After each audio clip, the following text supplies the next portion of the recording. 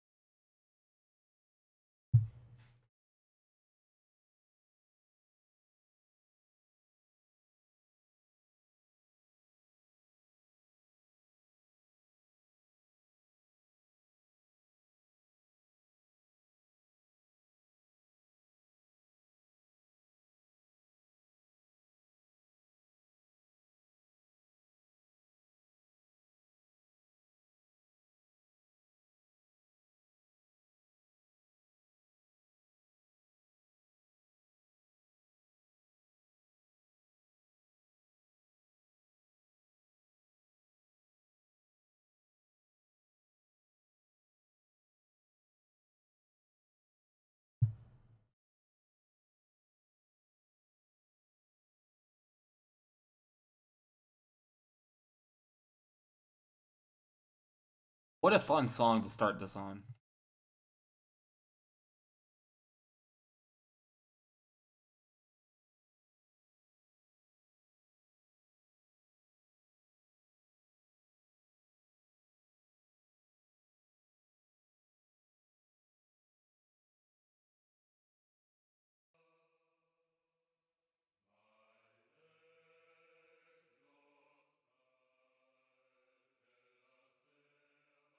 Okay, skip this song. Oh yeah, that's much better. Much chiller song. Wait, I want to rearrange this in alphabetical order.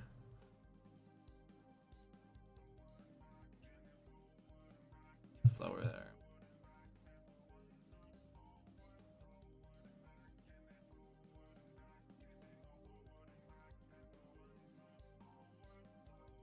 I'll leave that one actually at the end. I feel like he's the most important character we're going to talk about tonight.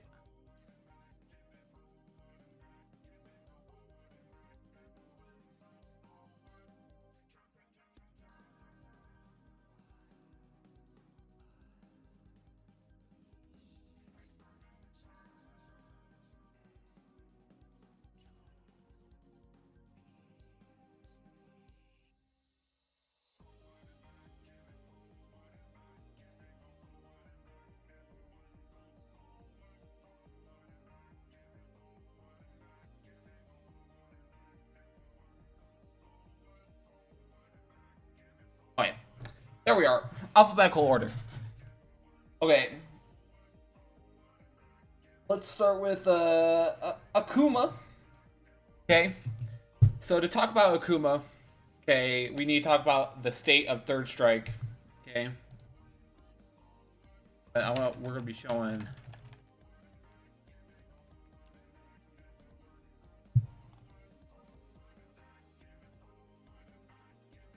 tier list, specifically Justin Wong's tier list. So as you can see, Akuma's down there in A tier, right? So it's clear that he's a capable fighter, absolutely, but he gets outclassed by a bunch of characters, right? And he also has some like pretty severe matchup. Like I don't want to say like bad matchups, but like there's like a weird thing with Akuma where like if you can, there are some matchups where if you make one wrong decision, you're just dead. Like Hugo's one of those matchups, even though Hugo is way worse than Akuma. Makoto is definitely one of those matchups. Chun's one of those matchups because it's Chun. Urien, even though Urien's a good matchup, he still falls to that where he just dies sometimes. And then Necro, depending on if they're a combo god, because they can do the stun setup. But the main point here is that Akuma, even with all those shortcomings, he's a powerful character. Like he has jump forward fireball, dummy good in the game because it actually can beat some DPs on startup if you're late on trying to anti-air him, and the fireball's already active. And some people say that like fireballs are bad in Third Strike, but the thing is about Akuma is that if he has meter, he can dump a super behind his fireball, and I'm talking about Super 1 because Super 1's the best one. he can dump a fireball behind that, and you have to parry all it's not 5 hits, I think it's 6 hits. You have to parry all 6 hits of that, right? And what makes that even worse is that by the time Akuma's landed and you're still parrying the fireball, he can do a Tatsu, and then after that Tatsu, there's a mix-up that you have to predict if it's high or low, and you have to parry that mix-up, right? That's how plus he is off this Tatsu, right? So it's like he can just force a mix-up off of this fireball if he has resources, okay? The other thing about him is that he has, like, not super crazy mix-up, because, like, Yun is, like, the king of mix-up in this game, basically. But, like, he still has pretty strong mix in the corner, but the thing is that you have to understand which options you're going for. It's not like Yun where, like, you just go for a setup and the setup works, right? Other things about him, his buttons are good, but they're not great. Like, for example, I'd argue that Ken, of course, always has better buttons. Yang, better buttons, and easier time confirming than Akuma does. Because Akuma has to check if somebody's standing or not for most of his confirms. And if they're not, he's just doing heavy Tatsu. But Yang can just be like hit confirm into Rekka 1 and then check if they blocked it or not. And then the two S tiers, of course, better normals. But it's like he gets outboxed sometimes, but the thing that makes him really powerful is that like it's the options that he has on block compared to other characters. Like I said earlier, Yang can do Rekka 1 and then check what he's doing. Akuma can do a normal into Demon Flip at any time. A Demon Flip just enables him to do practically whatever he wants, but he has to be right about what he wants, or else he's just gonna die, right? But yeah, there are other things about Akuma. You have to learn how to Kara Demon, in my opinion, if you want to be good at the character, because if you don't, you're just throwing out a potential win condition. Especially with how standing heavy kick works and dashes in this game, especially after whiff punish. Like, you're just guaranteeing a round if your opponent's at half HP, basically. Right?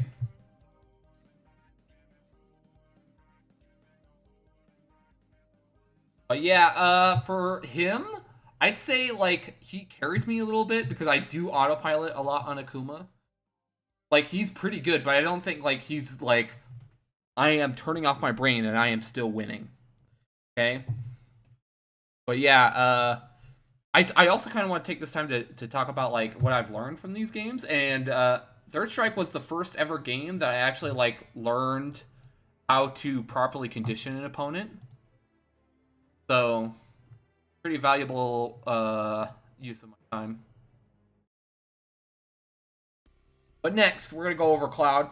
Okay, now, this is Ultimate Cloud, not Smash 4 Cloud, because I didn't play Smash 4.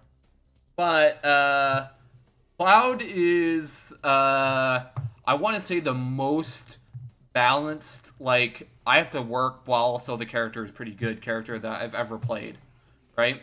Because the character essentially is, like, the character is essentially like, I have to understand what I want to do at all times, and I have to have a goal. And he's like the most Shoto type character in Smash Ultimate, I'd argue. Second probably would be like Mario. And the biggest thing about him is that he has like literally every tool to succeed in the game. Like, he has great kill confirmed, he has great ways to guarantee damage, and then he also has great ways to condition. Like, he has a projectile, and then his down B makes it so that your opponent has to approach you sometimes, especially when you have a lead. So it's like the character is like perfectly well balanced. The thing that I have to understand is that I only played this when Ultimate came out, and that was like, if I were to update this list for all characters I've made, I would probably have Banjo and Kazooie on the list. But I didn't spend a lot of time like actually tryharding on Banjo Kazooie, whereas I think I tried more on Cloud. actually getting games off of my friend, who's actually like one of the best Young Link mains in Melee in the country. So that was definitely like a not a big deal, but it was like, hey, I'm sort of smart about the way I play. But again, I still think he's the most well balanced character I've ever played. Like basically, every decision was either the character was good or I had a solid time reading my opponent. But the main thing that Ultimate taught me as I was playing it was like be in position for a punish. Because like before this, and we'll talk about it as we get to it, in Melee and Project M, you don't necessarily have to be in range for a punish in that game because recovery and frames in that game are a lot longer. So the game essentially gives you time to punish, right? So you can just be like, oh, I do this, and this, and then you get your punish. But in Ultimate, they make it so that like characters are more free to spam out kill options unless you're right next to them. Then it creates an opportunity for you to really punish them hard. So Cloud like just basically taught me to like play the footsies game well to earn those spots where you can punish someone for a bad habit. Even though it was kind of frustrating because there are lots of characters in the game that thrive off of that. Like most of the heavy hitters in Ultimate like will thrive off of like you have to be next to me to punish me. But yeah, that's why I learned from Ultimate. So that was pretty fun. Next we're gonna talk about Iryu. We're just gonna throw up Daigo Iryu footage. Right? Now, the key factors here for Iryu is that Iryu was considered good. Where's the Steam page? It goes crazy. It goes hard. I don't even know what game I'm listed on you. It should be like nothing, right?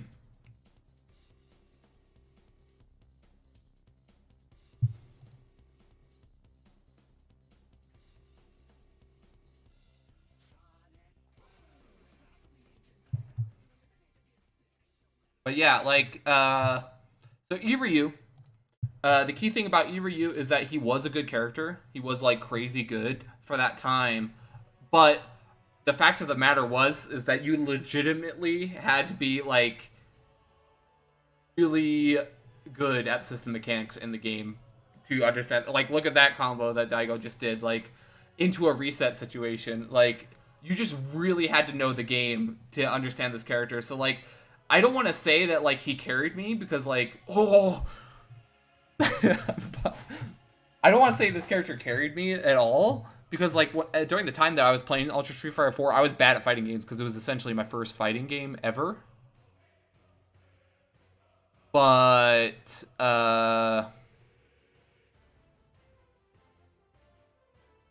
eventually revisiting the game, like I definitely have had like some healthier moments with the game. Like nowadays, I can do like the links off of the axe kicks, which are really interesting. But like the highlights for the character for me is crouching medium kick, which is literally still my favorite poke in all the fighting games. Like crouching medium kick, it's just serotonin to me because it's like it's the perfect zoning tool. Like, if you ever want to, like, be taught a lesson about neutral and how your normals can be zoning tools and how you can, like, ingrain a certain option into your opponent's head, just look at how lots of players will use that crouching medium kick as a weapon, right? So, it like, right there, like, he was like, oh, I'm in range to punish you, get shit on. But yeah, crouching medium kick, definitely one of my favorite pokes in all fighting games nowadays. And then, not to mention, it has still influenced my fighting game playstyle to this day. Because, like, I still can't... I refuse to play characters without fireballs. Like, I just refuse to play characters without fireballs. Like, even in Smash Ultimate, I'm playing Cloud, which has a fireball. And then in Project M, I'm playing Mewtwo, which still has a fireball. But it's like... This character is good, but he definitely did not carry me. So I'm just gonna put him in the, what's it called? Put him in the you're pretty good tier.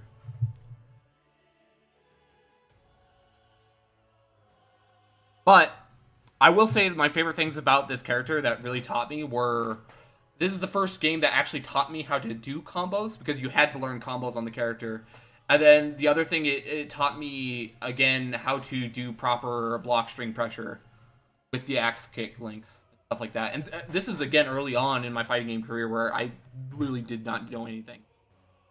Like, I was so bad during this time that, like, I thought I could get better at fighting games without using trainer mode. I thought it was like Smash, where, like, I could just grind the game and I could just be better.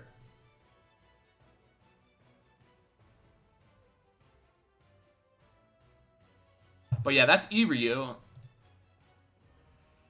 feel like there's a lot else to say about Iryu, really. Next, we got Kage. Kage is,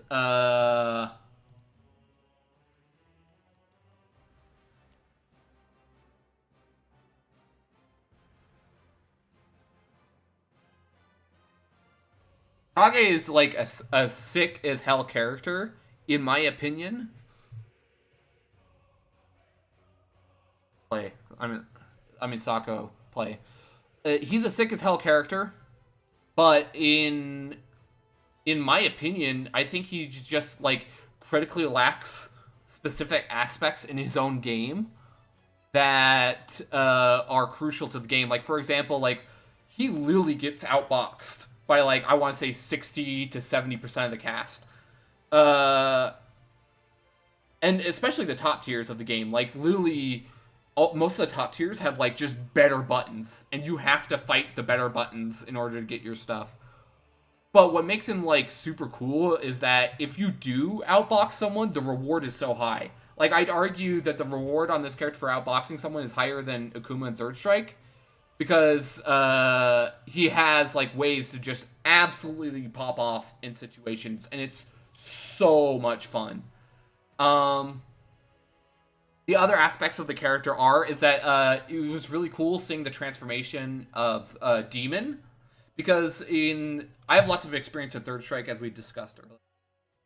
And in Third Strike, like I said, with Akuma, you have to learn how to do Kara Demons, right? And it's cool how they saw that aspect in Akuma, and when designing Kage, they were like, what if we made Demon a core mix-up trait for him? Like, a core part of his game plan is that you either want to, like, do a block string where you could potentially whiff a button and then cancel into Demon, and it becomes a frame 1 option. It's a frame 1 mix-up. If your opponent isn't jumping, they get caught, right? Or you can put it in your frame traps, and if your opponent is mashing, they get grabbed, right? It is such a cool concept, and it's such a cool evolution of Demon to become, like, this sort of gimmicky tool to an actual evolution to, like, legitimacy. Like, if you watch, like, Kage players play, they all have, like, a pretty good understanding of, like, their mix-ups and confirm Demon. The other thing I want to talk about is I feel like because Kage got outboxed by, like, 60% of the cast, one of the biggest lessons I learned was whiff punishing, because you had to learn to either whiff punish, right? And it's funny, and we'll talk about this later when we get to Bedman and some of the later characters, but, like, I feel like I grew the most as a neutral-based player when I played more Street Fighter. Like, it's a very weird concept to talk about, because, like, even though, like, Bedman is literally the best character, not the best character strength-wise, but, like, the best character that I have played myself, you know? That Street Fighter has taught me more lessons than that character has, right? Some other things to talk about with Kage. Kage is one of the first characters that I started actually learning how to properly use my core circle buffer input to do supers easier. Because, I don't know if y'all know this, I really like old school fighters because they don't have shortcuts in them. because I like to do the expressive inputs. Like that's one of the that I like about fighting games is that you have to do complicated inputs to get rewarding results. But the big thing about that is that eventually it started coming to a head where I started struggling to confirm. Like I would do crouching medium kick fireball, and I would just get nothing because I was like not reacting to the fireball. I was just dialing it in because of my E-Ryu experience, right? Because that's what we talked about earlier, is that crouching medium kick fireball, such a, serotonin, right?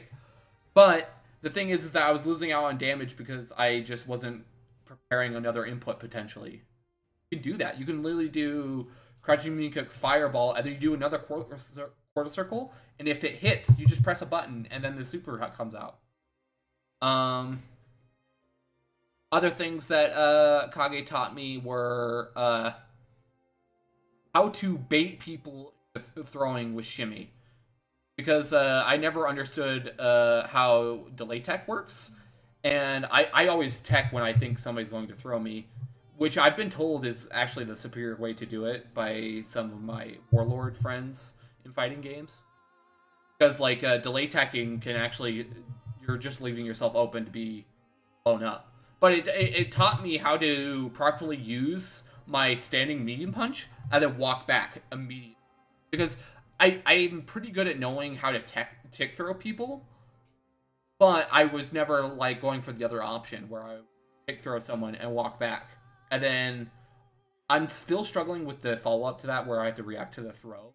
But it's still like really fun to do, and it's definitely like one of the aspects of Street Fighter V that makes it like one of my favorite fighters, not favorite fighters of all time, but it's definitely like bottom of the list, you know, like it's a good fighting game because of those. Yeah, I think that's really all I need to say about Street Fighter V. Yeah, that's what I mean, and that's what I thought, because like if you're using an OS that's abusable, right? Like I can force the OS out of you, right? But yeah, Kage, tons of fun. Definitely tons of fun. And then we'll actually talk about like my transition from a Kage player, from a Sagat player to a Kage player when we get to Sagat later. But yeah, Kage, tons of fun.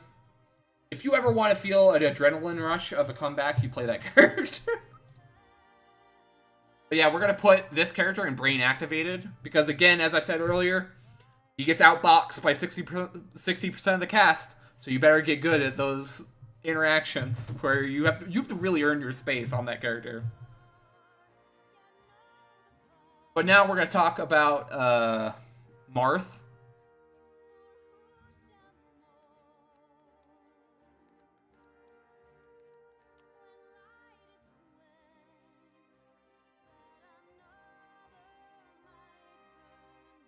But so now we're gonna talk about Marth.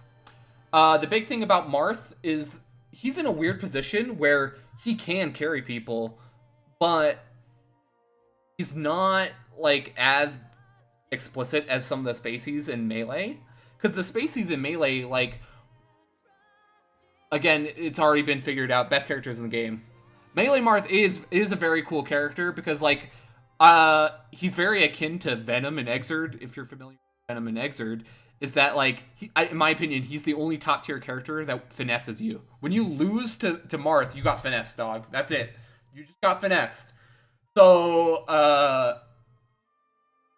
the other part of him though is that like he is mad carried by his throw. As we watch M2K hit frame perfect chain grabs, remember, Marth's throw range is farther than Yoshi's throw range, and Yoshi has a detached throw, right? Like it's a tether grab. Okay, he's mad carried by that aspect. But the big thing is that to earn your throw with Marth, you have to have your opponent respect your normals, right? You have to like be like, hey man, I have all these normals. You better start shielding them, or else you're going to die. You know, but that's also very easy for you to do because like one break point that I had with learning Melee is that I had a good project. Well, I mean, yeah, they were a Project M player, but they were relaying information to me from a Melee player, and they told me that, like, hey, the advice that their friend gave them was like, hey, why are you jumping as Marth? And I asked the same question, like, what a weird thing to say. What's the point of that? And he said, like, you can't F smash people in the air, right? So once that happened, a neuron activated in my head where I was like, wait a minute. So you're telling me that, like, characters are more powerful when they're on the ground? Because before then, I was like basically every other Smash player that was like short hop forward air, ayo, short hop forward air. But then, like, once you get past that on Marth, it becomes very easy to condition your opponent to shield, because you just basically, like, throw out up tilts or F tilts, and your opponent has to really respect up tilt because it's the start of your entire combo game at lower percentages. And then they don't necessarily have to respect F tilt, but it's still a great keep away me option, right? So both of these options are keeping, like, opponents out of your range, so your opponent is forced to shield them. So it's like a weird balancing act with the character where the character becomes, like, super powerful in aspects for conditioning, but it's all not guaranteed as long as the other player is smart. Because remember, this is a game with spot dodging, right? So if your opponent knows that he wants to throw you, the spot dodge comes out, and then you get shit on. But beyond all that, the character is still top tier. He's going to absolutely shit on. He's third best character in the game, hands down. He's still going to get absolutely shit on. I'm going to say for this character, we're going to put this character in.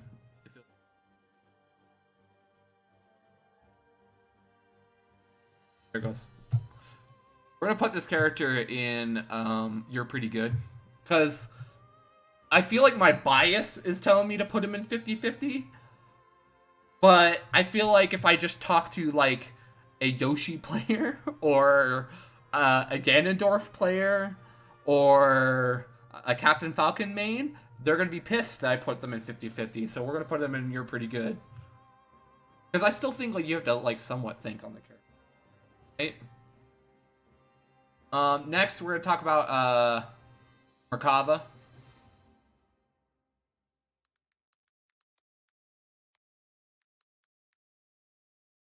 Yeah, the throw range basically puts him in pretty good.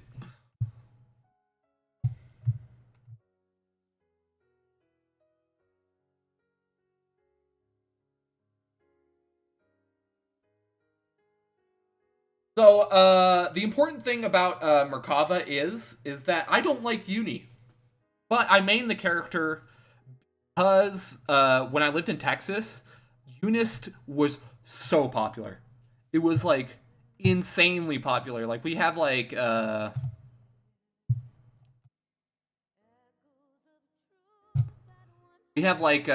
what's it called? We have, like, 6 top players at our local that played Merkava.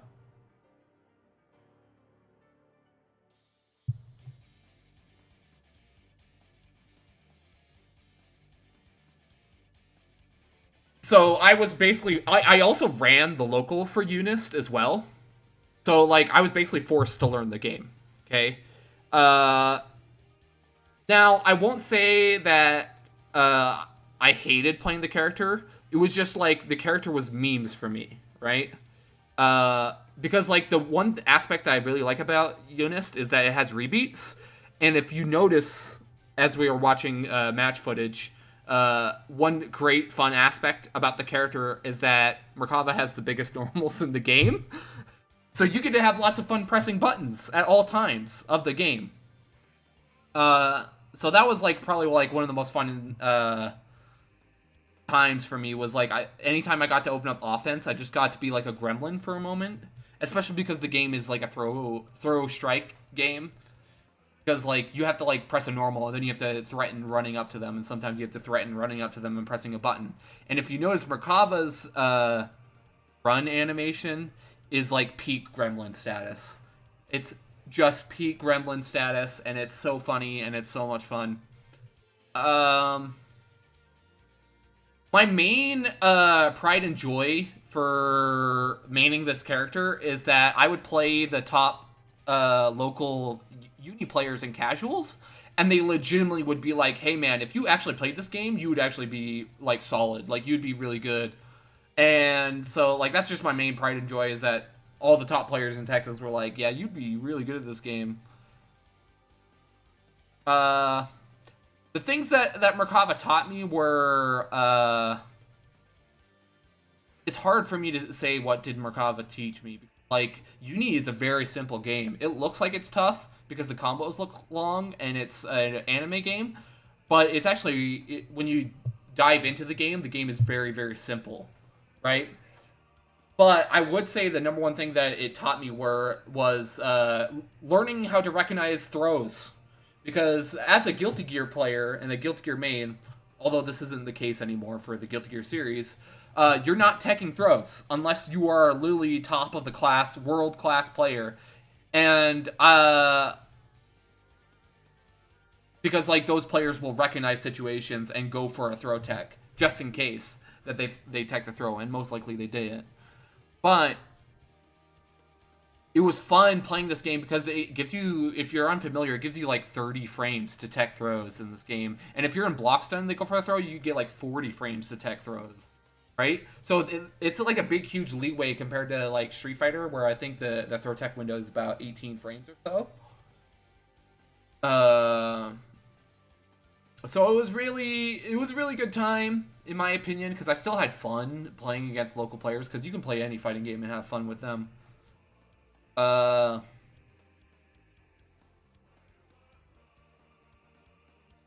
was about it. Like, it was honestly just an ego flex. This character was like, I can play top Unis players, and like, I'm nice. definitely like the only character on this list that's an ego flex, and I can confidently say was an ego flex, is Merkava.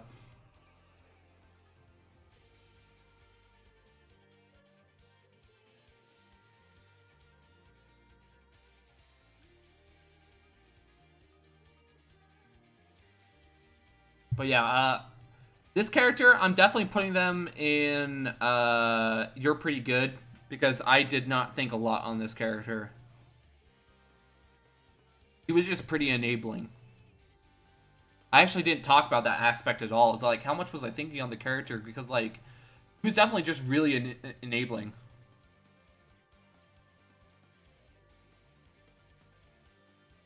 And it kind of makes sense, because like you said, it's interesting hearing what characters they pick in a game they don't like. Like, I pick a character that like you don't think that much, so it's like I'm trying not to think in a game that I don't like. So that totally makes sense. It totally makes sense.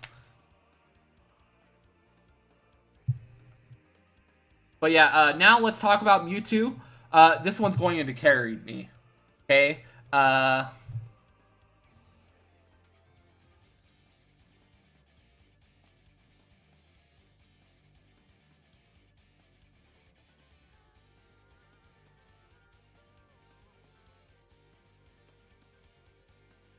So, the reason why this character isn't carried me, for those that are unaware with my competitive experience in video games, Project M is literally the first ever game that I ever seriously competed in. And when I went to my first ever tournament, like state tournament, which had like a bunch of people in it, it was like 36 players or so. And I got top 8 at that event. First time ever entering an event, I made top 8. And in fact, like I took one of the local best players. I took one of the local best players, who is Ace. And if you're in the Smash community, you might know who Ace is. And I took him to final game with that character. And he got up off the set and he went over to complain to someone about my character. Which was hilarious. And at the time, I was like 16 at the time, I want to say.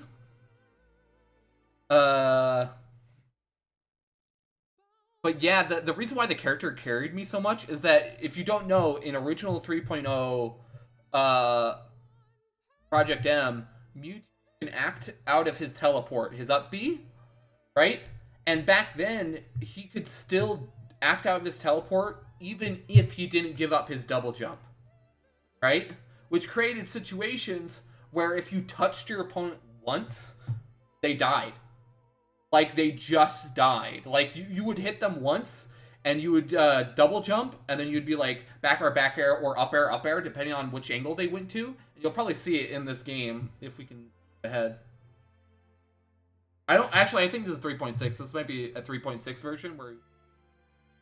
But the core aspect is that see this electric shock attack that they're doing. That electric shock attack is safe on shield, so you could just spam it on their shield, and you just waited for them to come back, right, and to attack you. And the other thing that was crazy about him is that his throws, he had multiple kill throws. Like his back throw, if you were next to the edge of the stage, would kill people.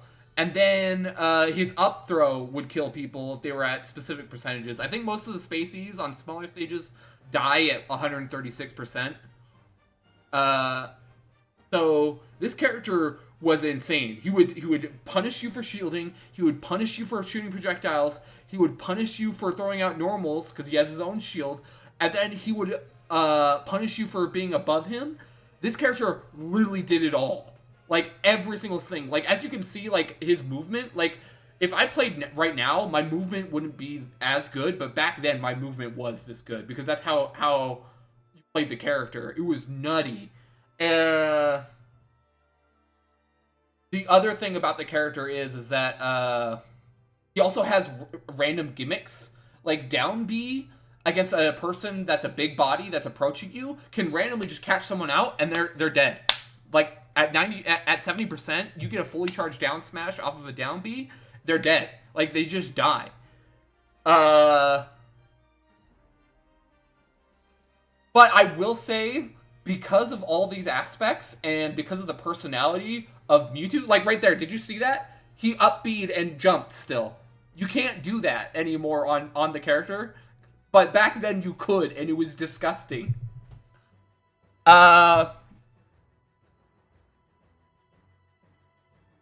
But I will say this character defined my taste in fighting game characters.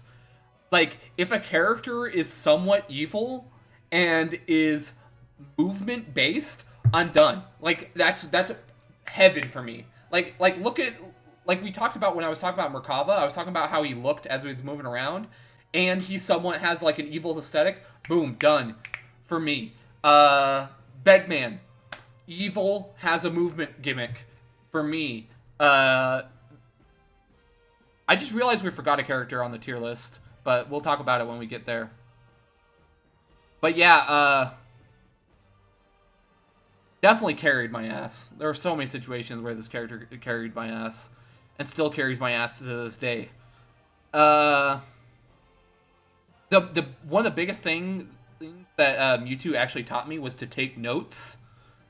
And that's why I still remember what percentages characters die on with up throw, because of those notes I took. The other fun things about Mewtwo that taught me were, I like having rivals in my local scenes. I still remember this Captain Falcon player back in the day who was I considered my rival, and his username was Goblin. And I think we the last time we played, the score was like 2-1 my favor. It was so much fun. Ugh. I actually made a tweet recently where like I talk about like how much fun it was being a Project M player. I think it was the most fun I've ever had as a competitive fighting player, because like there's a weird thing that about Smash players is that they love playing their game, and it's something that I think is kind of lost in translation to traditional fighting games, which is kind of sad, but it still makes sense, because like in my opinion, playing traditional fighting games just takes a little bit, not to say that like Smash is low skill, but like it takes a lot more thought at all times compared to Smash. Whereas like there's a lot of improv that happens in a Smash game that doesn't happen in traditional fighting games. So you have to be like thinking and be on top of it most of the time, or else you're gonna lose control of your character. You know. And again, that's not a dig at Smash, guys. Again, I have played Smash a lot. Yes, it is very instinctual. Like there are times when like you'll have a read, like for example, like you'll hit someone and you'll try to make note of like how the DI, like just now he just DI'd up, right? So the next time he's going to throw him, he's going to be like, okay, where is he going to DI? But like the thing is that when you have those thoughts in Smash, you're also preparing, like you're mentally reacting to what they're going to pick next. Even if you're on the backlog. Like in Exerd, whenever I'm starting up offense, I'll be like, I have this option, but I could also do this, right? After I've done that option, right? Smash is a little bit different, where like you have the same thought, but the thing is that you're more so reacting to what your opponent's going to pick. But yeah, again, probably like one of my favorite characters that I've ever made in a fighting game. Like, I like this character more than Akuma in Third Strike. I like this character more than Kage in Street Fighter V. I like this character more than Cloud. I would probably say I like this character more than Bedman, because like there are aspects of Bedman that I don't really like. Like for example, his normals are just we'll get to there when we talk about Bedman, but yeah, definitely one of my favorite characters I've ever played in a game. But yeah, we've been talking about this character for 10 minutes, so let's move on. But yeah, carried me. Definitely carried me.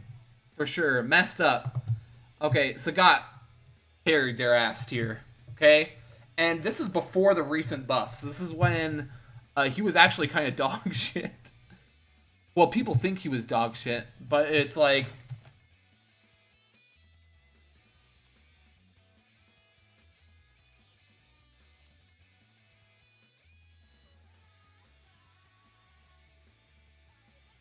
But like people thought he was dog shit. Like I was playing this character like in season 3, I want to say. So he was not great back then. This is before he got great combos off of everything. This is back when like you would get a confirm with him, and you would have to pick what your ender was, because like you would do Tiger Knee, and your Tiger Knee would give you higher frame advantage on knockdowns, so you could go for like something more interesting on your knockdown. But the DP always gave more damage on your combos, right? So it would give you like weird choices, whereas like some other characters in the game would get best of both worlds, where they're getting damage and a great knockdown. The other aspects about him is that at specific ranges, you were forced to use Tiger Knee because nothing else would connect. So the character basically was forced during this era to reset back to neutral consistently and win off of these neutral situations. Okay, and I want to say that like I got way better at understanding a strong neutral game by playing Sagat than I ever did playing any other character in a fighting game. It taught me to stop pressure when I want my opponent out, or I want my opponent to interact with me. It taught me how to properly navigate an understanding of what my opponent wants to do.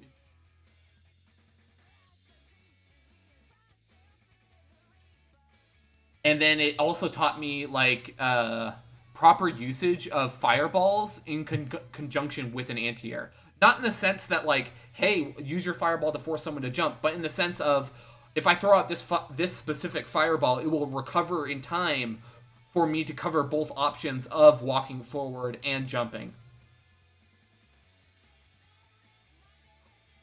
Yeah, it was crazy. Like back then, like you didn't want to do Tiger Cannon. You wanted to do the other V skill, the kicking one, because it was just much better at forcing your opponent to interact. Like that was the biggest issue with Sagat back then, is that he just really struggled on forcing his opponent to do something, which is important in Street Fighter V, in my opinion. I mean, it's important in any fighting game, but like,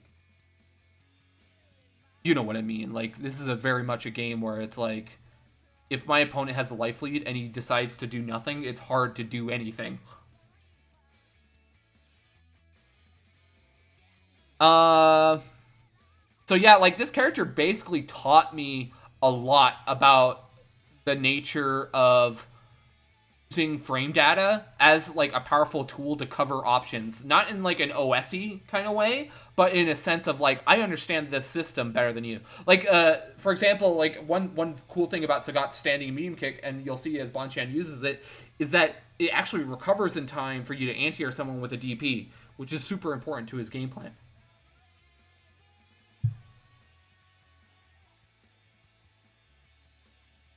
Um yeah, that's about it for Sagat. Pretty pivotal. Also, this is again returning with the common theme of like I have to play a character with a fireball. Like it's just the rules. If the character doesn't have a fireball, I am bored out of my mind.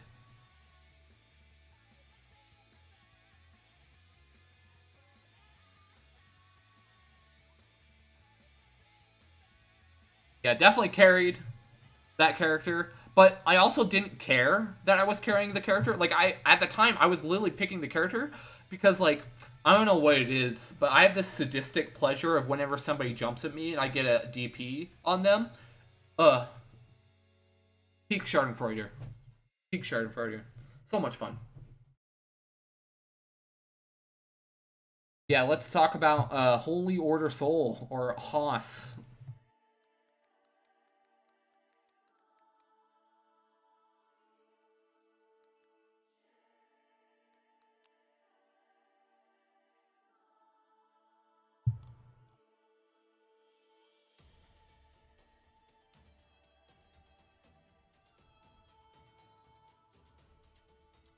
Find some.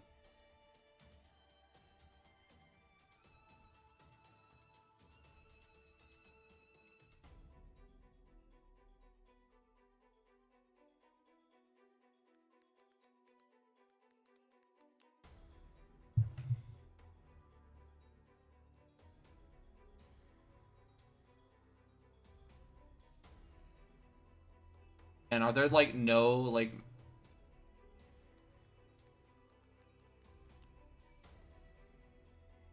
Here we go. Kazunoko versus Dogura. Yeah. Um. So, Order Soul, learning Order Soul came at a very interesting time for me because at the time I was basically like I want to say done competing in Exerd, right? I've already done everything that I wanted to do. Uh, like I proved lots of people wrong about my skill level. I did lots of stuff. We'll talk about that more when we get to Bedman. But so it came at a weird time where like I have lots of experience playing this fighter because the transition between Accent Core and Exerd is like almost one to one. You're just learning like the differences between YRC and FRC basically, and then there's also the slash back, right? So it came at a really interesting time where like I have lots of experience playing this game and I did apply it to the character and I learned stuff quickly, like very quickly. Uh, but it's also very interesting for me because like uh, before this character, I thought in anime fighters I don't play Shoto characters because I was at the time I was only playing Bedman, and then I was also at the time I considered myself an Arakune player in BlazBlue, which is like very Bedman type character. But I was playing Holy Order Soul because like literally the rest of the cast just looked boring, and Holy Order Soul was cool. And then like coming off of my experience with Bedman, I also picked Holy Order Soul because he's a character with lots of 5-5 matchups, right? After maining Bedman for so long, I literally made a promise to myself that I would never play a character ever again that couldn't compete any other character, right? And Holy Order Soul is like peak that imagery of like he has so many 5-5 matchups and could just win against anybody. So I really enjoy having that nature of Anybody can beat me, but if you let me fuck you up, I will fuck you up. Um, but yeah, beyond that, Holy Order Soul is still like one of the most technical characters I've ever tried to learn because it's he has like a weird half negative edge mechanic where you have to hold your D button in order to not use your charge on your special moves. Because sometimes you want to hold your charge to save it for Oki setup. So that was pretty difficult for me to learn, and I'm still bad at it to this day, but occasionally I would like nail it. The other aspect to the character that I still struggle with is that the biggest thing that you want to do on this character is that you want to bait throws. The reason being is his force break, which is Fafnir, which you might see Dogura do that. Not Dogura, Kazunoko do that occasionally, where he goes like completely backwards and slams his cement slab into the other character. That move is throw invincible, and on counter hit, it bounced the opponent. So it basically gave you your most damaging combos, which did like incredible damage. The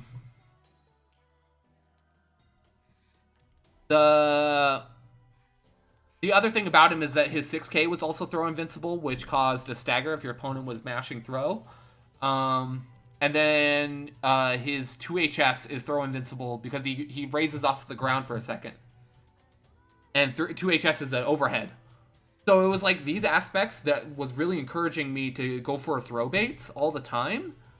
And eventually I got better at calling out people for mashing, but I never got to the point where I was like, now I need to press Fafnir. No, it's not. Not yet. That's not for another hour or so. I'm coaching a Swedish player. Not a Swedish player, a player from the Netherlands. His name is Naiad.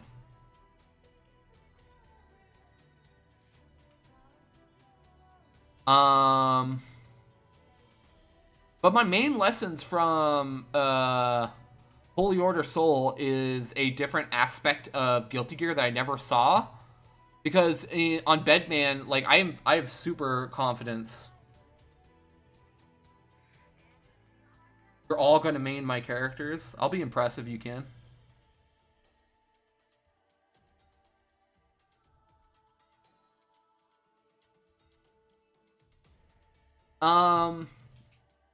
The biggest thing that like was interesting about playing Order Soul is that I saw a different aspect of anime fighters, and I learned that I liked it. Because Bedman approaches neutral in a completely different way than any other character in any fighting game I've ever played. Like, you can tell that most of my list is Shotos. So it was weird to see anime fighters in this light of a Shoto vision, basically, right? Where, like, I have to respect people, and then but I also, like, if they let me in, they can't disrespect me. Also, with punishing. With punishing is so much fun. Y'all don't understand. Like, there are times when when I'm like sitting at work and I'm just chilling, and I just daydream about whiff punishing someone. Why is my brain like this? But yeah, that's Holy Order Soul in a nutshell. I want to put this character. I want to put this character in Brain Activated because I have to. I'm going to toot my own horn and say that most of my anime fighting game experience made me carry that character. But next, we're going to talk about Susanoo. And for that, we're going to type in a very funny name.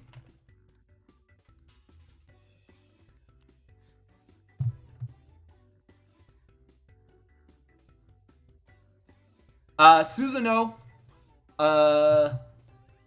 Susanoo is very fun to me as a main.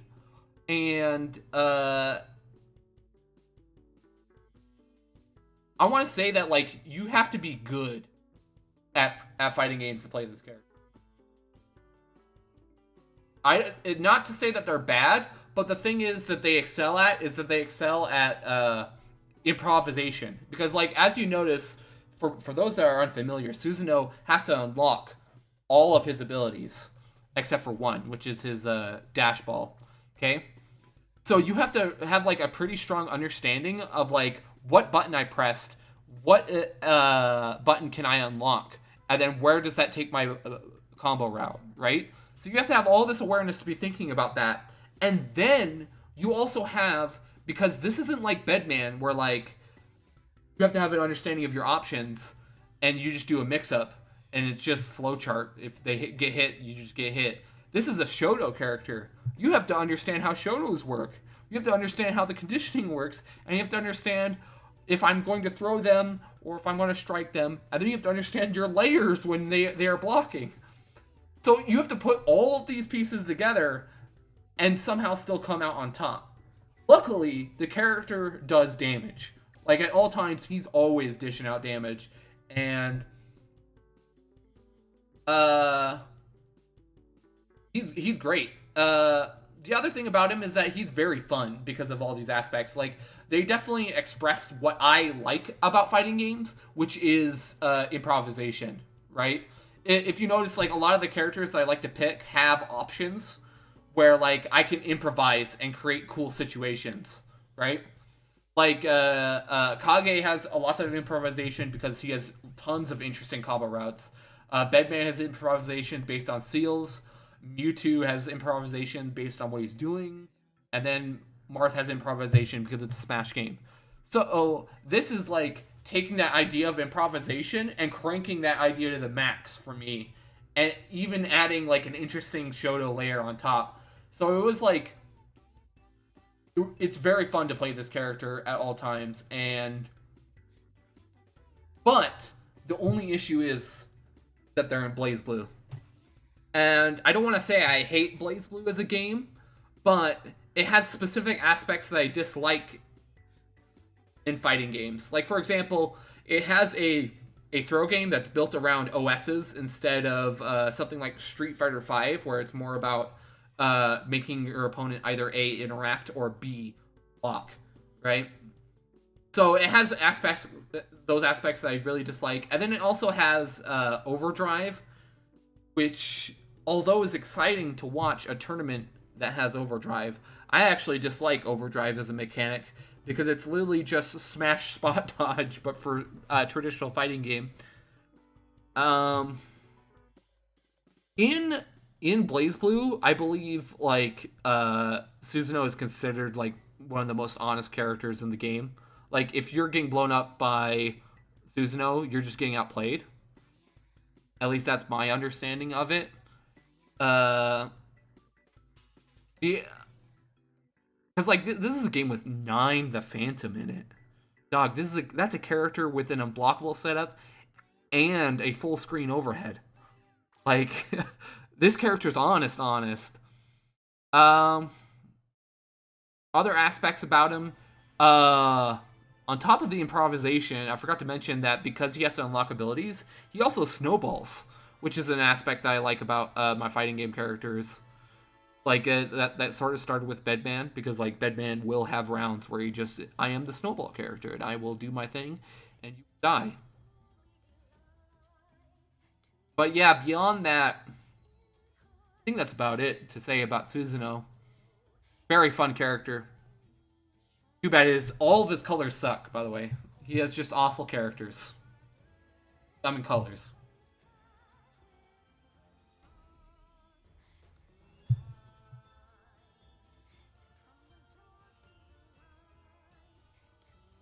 Okay. For all those reasons, we're going to put brain activated. Because honestly, I don't know. Like, I feel like you're just forced to use your brain. Up next, we're gonna... Ultron carried me. Hands down carried me. Ultron's considered like one of the best characters in MVCI. For those of you in chat, I am not an MVC3 stan. I am actually an MVCI stan.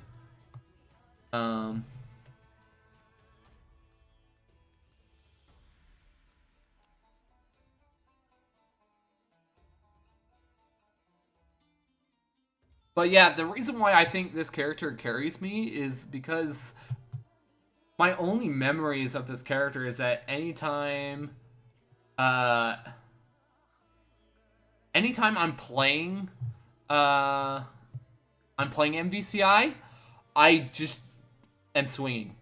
That's the only reason why I fully believe that I'm carried by this character is because Ultron, I'm literally just going to swing at you until you get opened up, and then I'm going to do my staircase combo. And then when you get knocked down, I'm going to choose one of three options. I'm going to either instant overhead you, I'm going to go low, or I'm going to hit you with his super command grab. Those are the three options, and that's how I know I'm carried. Is because of those reasons. The other thing that's crazy about him is that he also has like one of the best neutral games in the game. He has his own. He has 3 levels of laser. Like he has one that shoots just straight. He has one that shoots in an X, and then he also has a drone laser that he can summon and be active while that laser is active. Like he has his own internal assists. And then he also has another drone that does like a wall bounce thing, right? And he can summon these even in the air, right? Like this character is crazy good. Uh,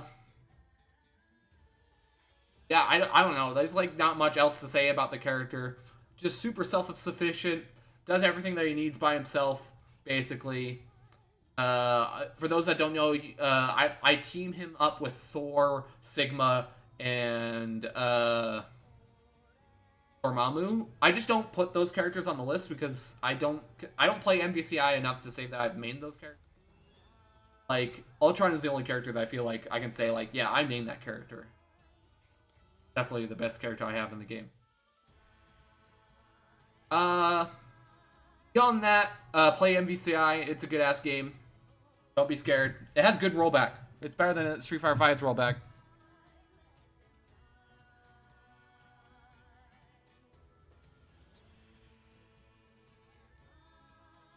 All right, now we're gonna talk about Vegeta. Okay, now some people would say I carried their ass, but I don't want to say that I carried their ass because when I played Vegeta since the game came out. Like I refuse to remove Super Vegeta off the team. Uh, I don't know. This is a hard pick because like modern era DBFZ players would say that like this, but I'd say it's more like 50-50 because I played them in vanilla and then I played them in season 3 where they were still good. So it's like definitely 50-50 tier. The key things about a Vegeta is that, in my opinion, I think he's always consistent. Like he has great normals, uh, great and easy confirms at all times. Has a DP, which is pretty good for the game. I don't know. I just don't have much to say about the character because it's hard to say anything about one character in DBFZ because like you're more so talking about your entire team in DBFZ than you are one character. But I don't feel like I play DBFZ enough to say that like I main other characters.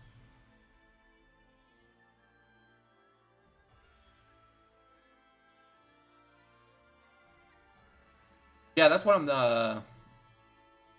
what I've been. There's this playlist on Spotify called FF14 Bangers Only, and I love it.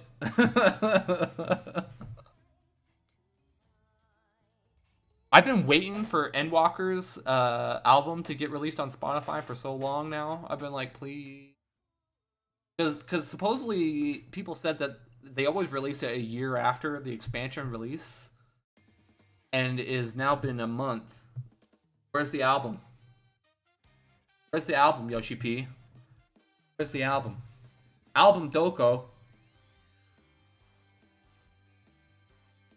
But yeah, let's talk about Bedman. You can actually look at my own match footage.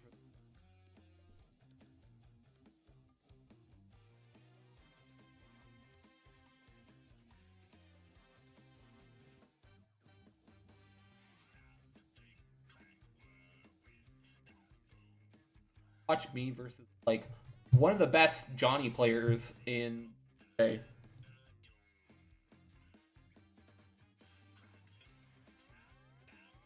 Um So Bedman is definitely, I want to say, the start of like actually wanting to be good at a fighting game. Like I wanted to be good at Project M, that's for sure, but it wasn't like the same energy that I had with Bedman. Like when I think of Bedman, and this is gonna sound really negative, when I think of Bedman, I think of like this very toxic energy of I will do whatever it takes to defeat people that I know, right? Like that's what I feel when I think about my era of playing Bedman. Um, Compared to like Project M, U2 was like I wanted it to be good, but like I didn't have this angry energy behind it. Like the biggest thing that like about my Bedman is that I just have this anger in it, you know, that I wanted to be good. Like during that era, when I was trying to be good with Bedman, is that I would literally go to work.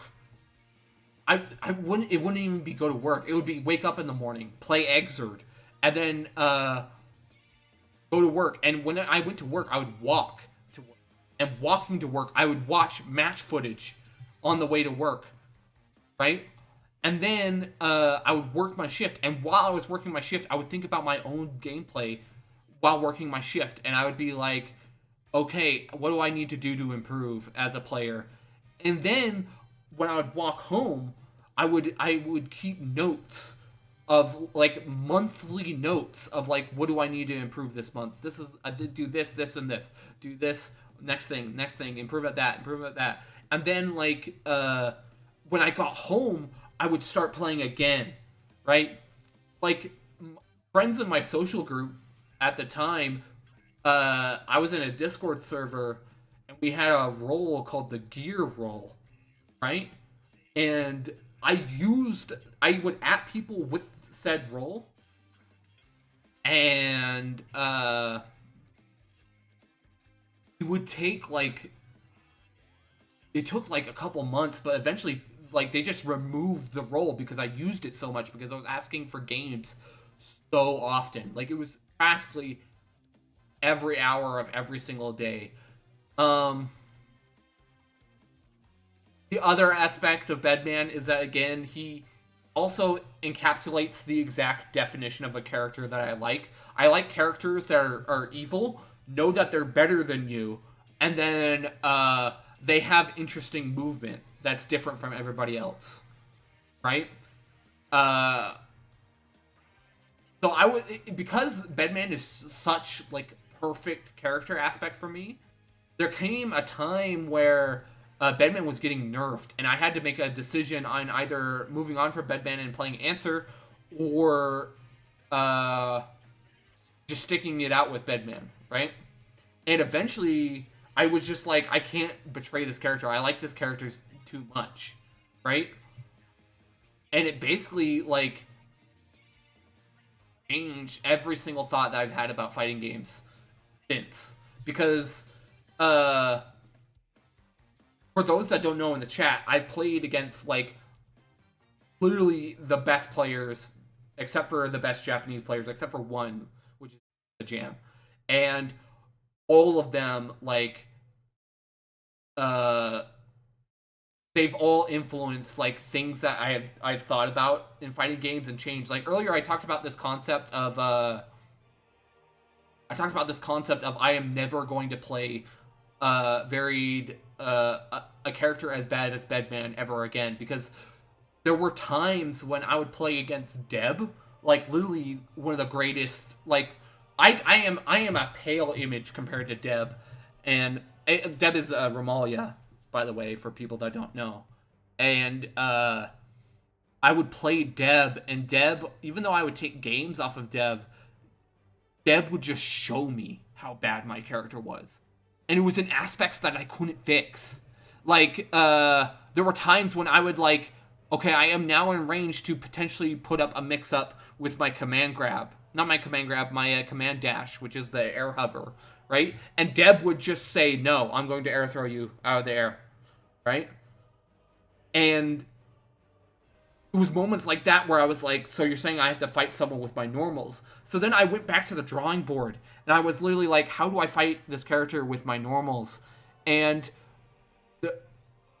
You would think that like, oh, just use Far Slash, because it's a 10 frame. It's not a 10 frame. It's a 9 frame long range normal that is really good for confirms and stuff. But you have to remember, Far Slash literally doesn't confirm into 2D. So now I had to decide like what other normal could I look at to fight this menace that is Deb neutral, right? And I had to look at 2S, and 2S is a 13 frame low, okay?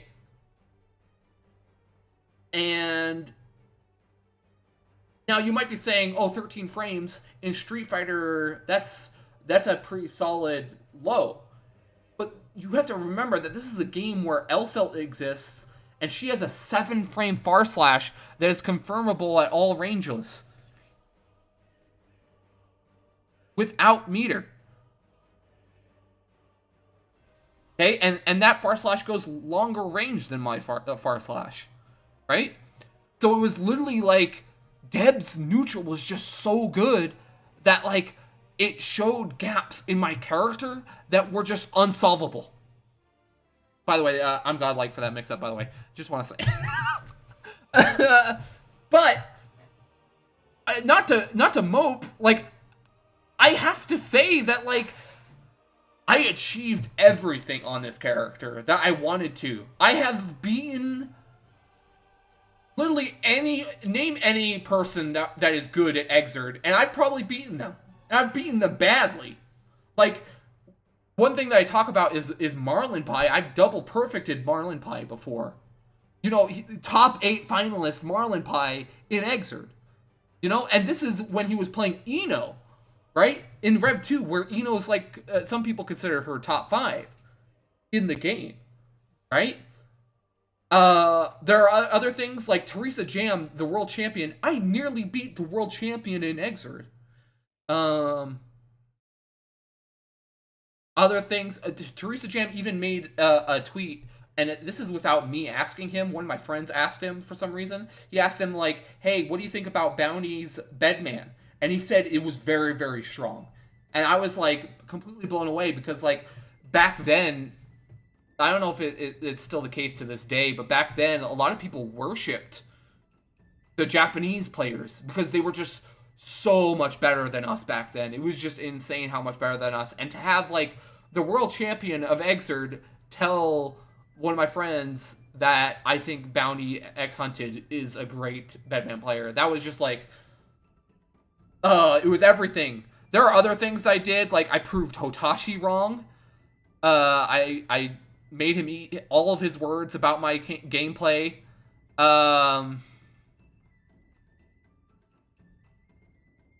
There are other things. I beat. Oh.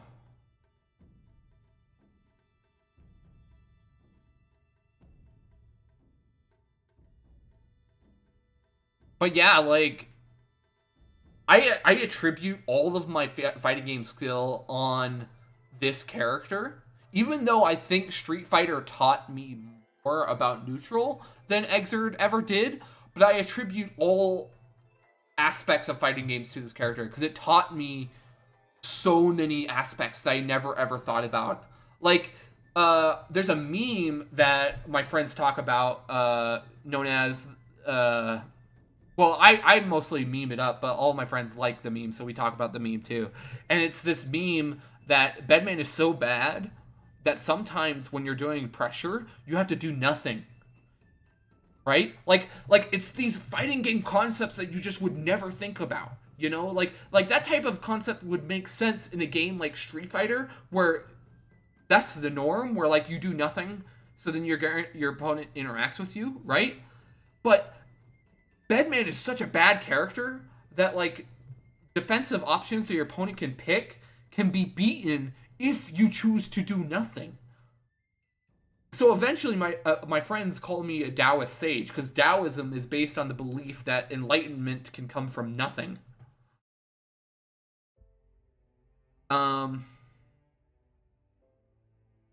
There are other aspects that this character taught me. It taught me the idea of letting your opponent interact with you at all times. Because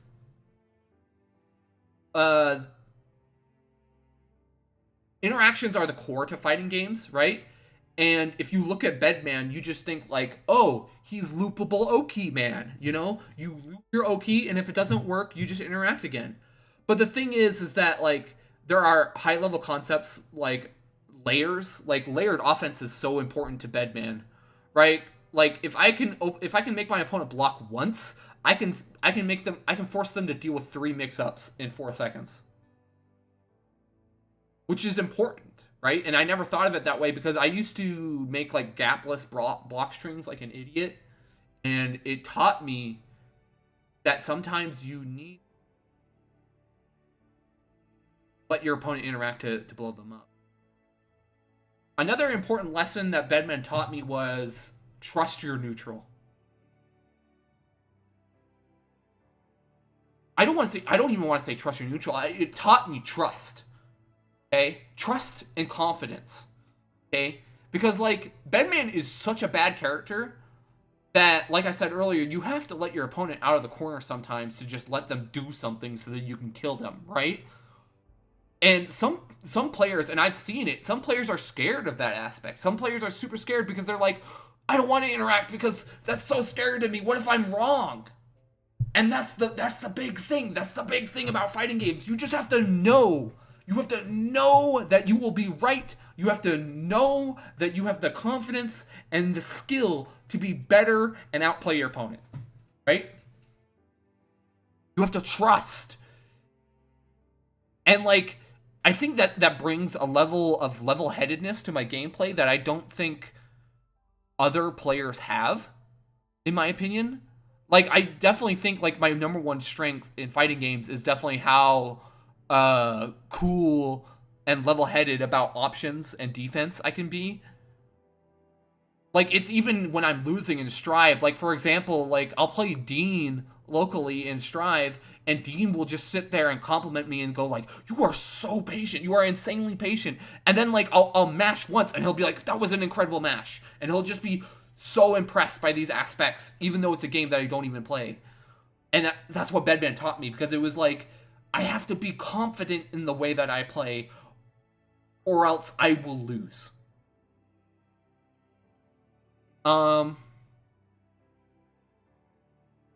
The other things that Bedman taught me were like, things like, don't be worried about what the neighbors have. And that's a weird phrasing, but basically it means that you need to just not worry about who is better than your character, right? Because like I said, there was a time when I was thinking about switching over to Answer, and I eventually settled on Bedman, and eventually it came to a head when my friend told me that, like, hey, are you confident that you can beat other players with Bedman, right? And I would be like, yes. And then he would tell me, then why are you talking about how Raven is just better at Bedman? Why are you talking about that? Or he'd be like, why are you talking about X other thing? Like, come on, you know?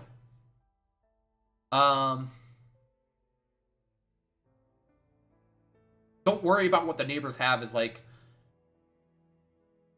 it's such a good concept because, like, it makes it so that, like, any time that you lose to something, there is no blame game. Because I know in the modern FGC, there's a lot of talk about, like, hey, this needs to be patched, that needs to be patched, this is too strong, this is too powerful. Like, this also kind of furthers this idea of, like, having a strong mentality when you play a fighting game.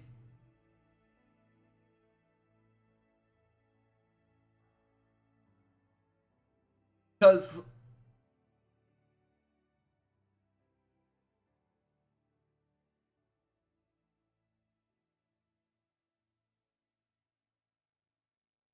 like, whenever you bet, it's important to look at what like an opponent did to you and not say, why does he get to do that? But instead say, why did I let him do that? Right?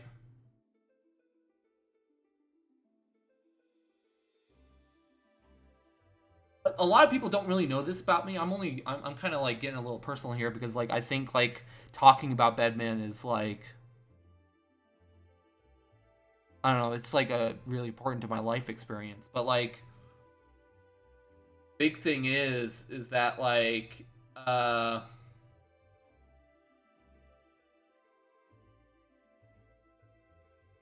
don't like it when people like complain about something in a fighting game. I get really annoyed because one thing about that level-headedness is that like I'll lose a round and I typically never complain about something that somebody did because it's like fighting game, they're allowed to play how they want to play, but it's just as frustrating because like I know multiple people who will lose a game and then they'll just like sit there and go, why are you allowed to do that? And it's like,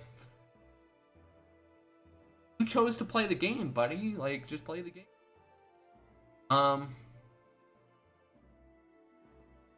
yeah, like that really taught me like how to accept character. Like, look at me. I'm literally playing one of the best Johnny players in the game as Bedman, where Bedman's like one of the worst characters in the game ever.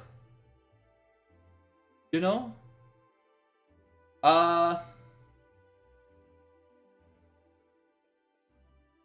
The other things that Bedman has taught me is risk versus reward. You have to learn this on this character. You're just required because like every single character is going to kill you in hits in this game. Whereas Bedman is literally like, I have to make you guess 4 times. So you're forced to reset back to neutral consistently, and if you don't have a good risk versus reward management on your side, you just lose.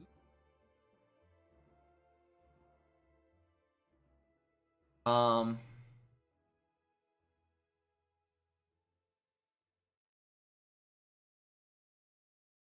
don't know. There's more things I could say about Bedman that I haven't said.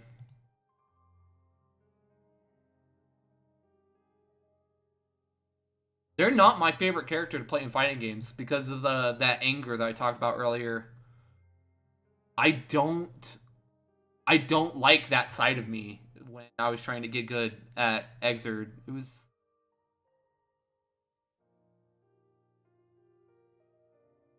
definitely a little gonna sound a little weird, but like it was a great time for me.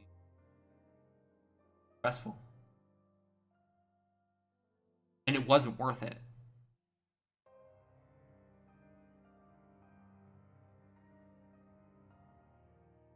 But yeah, to end on a high note, uh I did do everything that I wanted to do on Bedman, as I said earlier. I basically went from a total joke among Bedman players to actually legitimately like considered, hey, he actually might be like top 4, 5 player. So definitely, in fact, recently I got to flex because the rollback beta, and I played some of Europe's best players, and I beat them too. So does that make me world class? Does that make me a world class player? Best best bedman player and one of the best bedman players in the world. How many people can say that they're the best at something competitive in the world? Not a lot of people.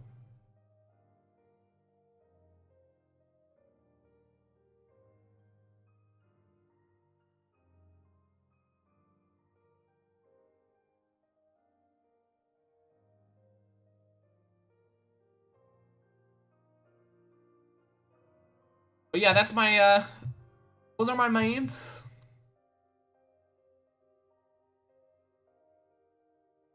Carried their ass.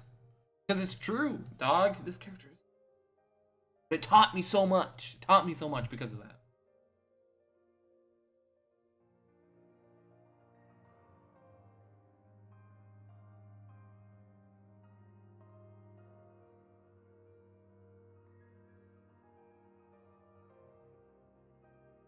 Oh, wait, time to post it on Twitter. That's why you make these things. Right?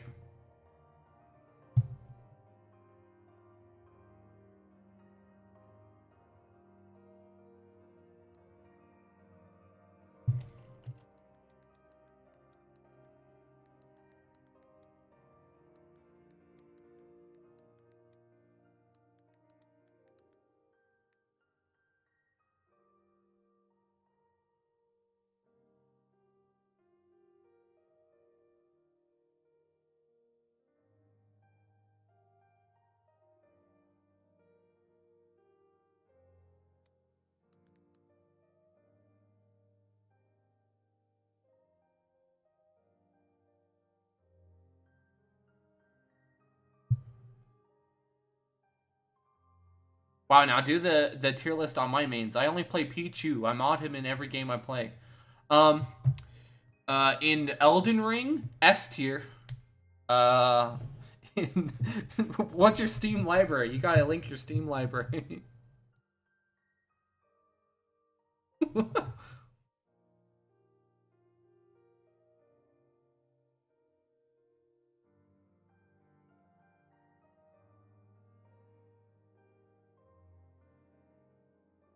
Oh, you can't show me that?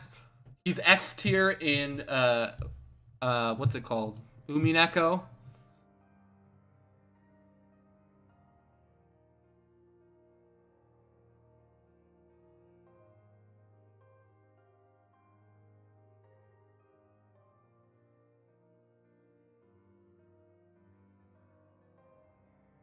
I mean, technically, Pichu would be able to kick Battler's ass because Battler would try to come up with like a logic explanation for why Peach electricity, and then as he's thinking about the explanation, he's just fried to a crisp, right?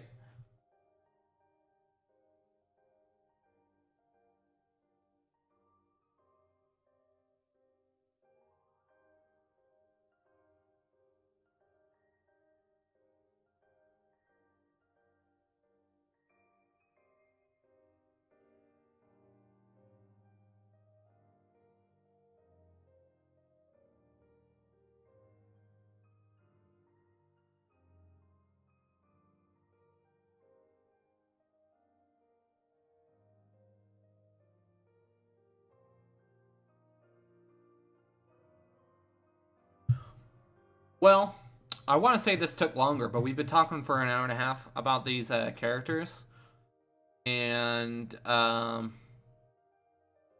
the coaching session I have scheduled is in another hour and a half. So unless you guys got ideas on what to do, I think this will be the end of the stream until the coaching session starts.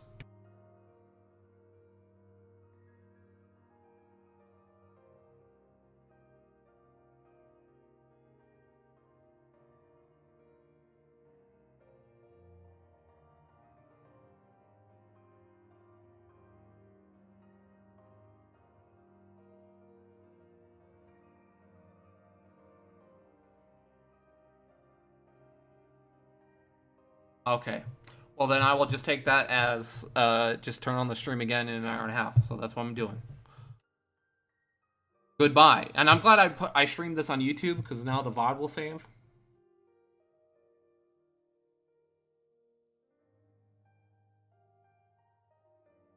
But yeah, goodbye.